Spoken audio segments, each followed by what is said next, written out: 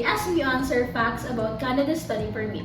So, my name is Aura. And I am Diana V, and we are here to help you through the process and answer any questions you might have. Yan. So, ang pag-aaral sa Canada ay isang magandang opportunity para maranasan yung world-class na education and isa sa mga diverse at inclusive na environment.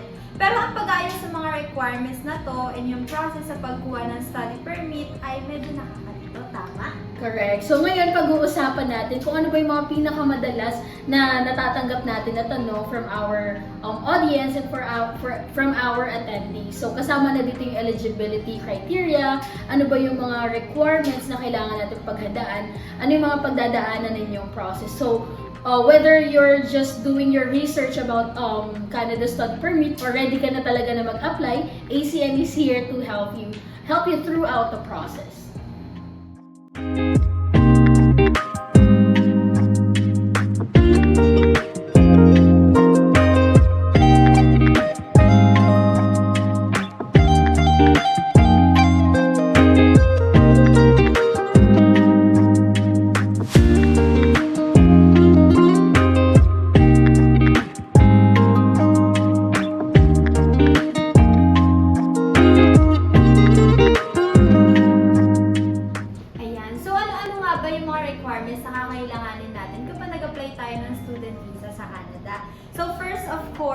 Personal documents like yung passport, birth certificate, marriage contract if married po tayo, and your passport photo. And then ano pa ba itong mga requirements na kailanganin natin? So next na kakailanganin natin is your education documents such as your transcript of records, diploma, and kung high school graduate naman tayo, kakailanganin natin din yung mga documents mo from your high school.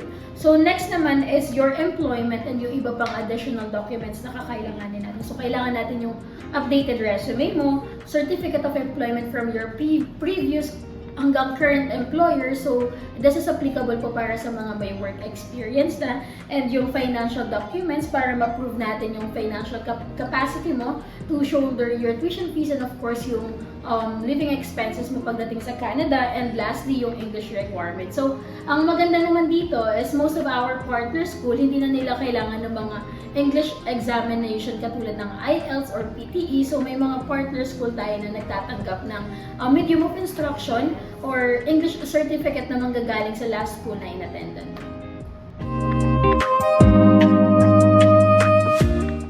So next question natin is, what is the process for student visa in Canada? So for Canada Study Permit, mag-undergo lang kayo ng tatlong stages. So first stage natin is of course contract signing. So upon contract signing, we will provide a complete list of requirements para sa iyong school and visa application.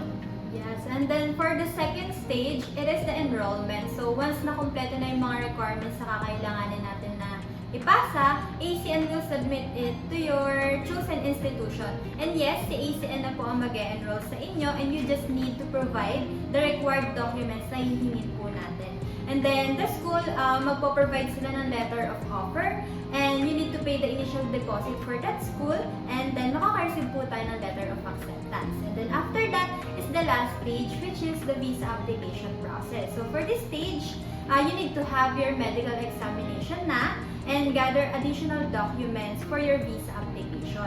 And then after the submission of your visa application, ACN will monitor its progress, and we will just need to wait for the permit decision.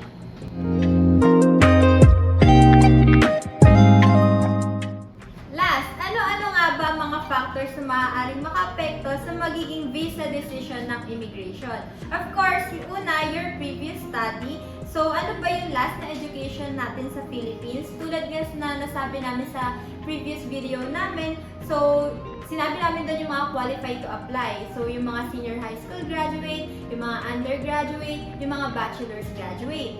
And then next naman is your employment history. So, dito, yung mga work natin for the past few years, kailangan din makita kung meron man. So, need din kasi makita ng immigration yung job opportunities natin after the program.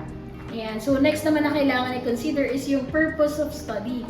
So, dito kailangan natin i-discuss kung ano ba yung mga reason mo bakit gusto mong mag-aral sa Canada. So, kailangan kasi natin ma-convince si immigration na genuine yung intention mo na mag-aral sa Canada. And aside from that is, of course, kailangan makita nila na beneficial siya sa atin pagdating sa mga employment opportunities after mong makagraduate dun sa program na aaralin mo sa Canada. So, next naman is your immigration history. So, since we're applying sa ibang bansa, kailangan ma-declare natin if you traveled or worked abroad, kailangan ma-declare natin yung mga, yung ginawa natin sa bansa ngayon, and kailangan ma-prove natin na wala tayong na-violate ng mga visa restrictions. Next is your financial capacity. So, isa sa pinaka-importante na kailangan maipakita natin, and malaki din yung nagiging impact niya sa ating application. So, dito kailangan natin maipakita na financially capable ka to support or sustain your daily expenses and of course, yung tuition fee mo as an international student sa Canada. Yan, thank you for joining us this afternoon. No? Sana nasagot namin yung mga tanong na meron kayo at nakapagbigay kami ng mga mahalagang impormasyon para matulungan kayo sa Canadian journey nyo.